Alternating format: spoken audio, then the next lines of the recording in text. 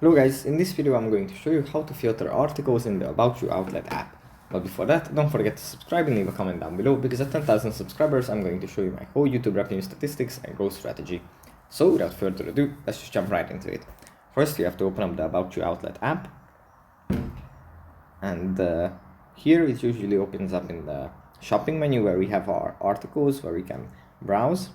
From here we have to select one kind of brand or article that we want to browse. Let's say it's Levi's, and then here where it says the name of the brand, in the right side of this little banner we find the adjustments button, and here in the adjustments button we can filter what we want to find and what we want to buy.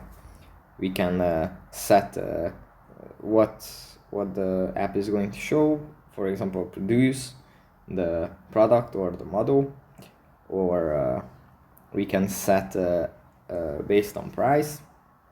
We can set the size and other things as well. So that's pretty much it for this video. Hope it was helpful for you guys, and I'll see you in the next one. Bye.